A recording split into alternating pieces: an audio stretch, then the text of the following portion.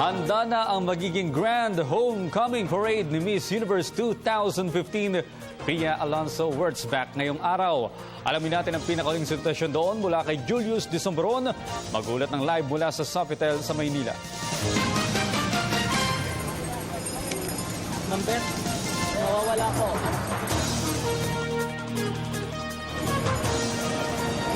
Yes, maraming salamat. Nandito tayo ngayon sa bahagi po ng lungsod po ng Pasay kung saan sa likod po natin. Ito pong float po ng ating Miss Universe na si Pia Wurtzbach.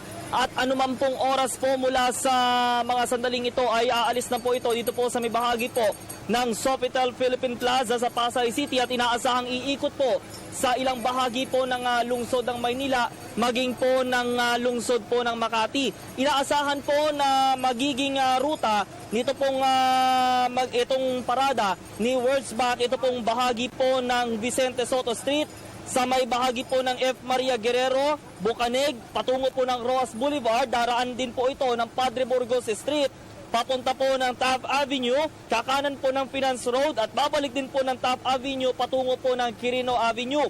Mula po sa Quirino Avenue, babalik ito ng area po ng Roas Boulevard at patungo na po ito ng Senator Hill Puyat Avenue at patungo papasok na po ng Ayala Avenue sa lungsod po ng Makati.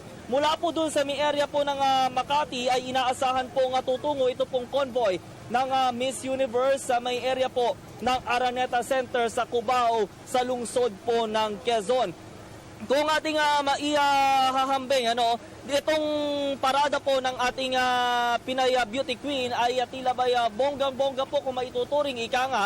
At dito po sa lugar na ito ay tila ba mamaya inaasahan na yung mga kababayan natin na makikita po ito pong Miss Universe ay inaasahang mapapangiti sila at nila titigil panandalian yung kanilang mundo habang kumakaway ito pong si Wurtzbach sa mga Pilipino. Kung ating po matatandaan, tagumpay kung maituturing ng bawat isa ang pagkapanalo po at pagbabalik bansa ni Pia Wurtzbach na kung saan po ay 4 na dekada na naging mailap ang korona ng Miss Universe sa Pilipinas. Tunay nga di masasabi na ang mga Pilipino ay kahit saan man pong larangan ay nananalo, nagwawagi at ipinagpupunyagi.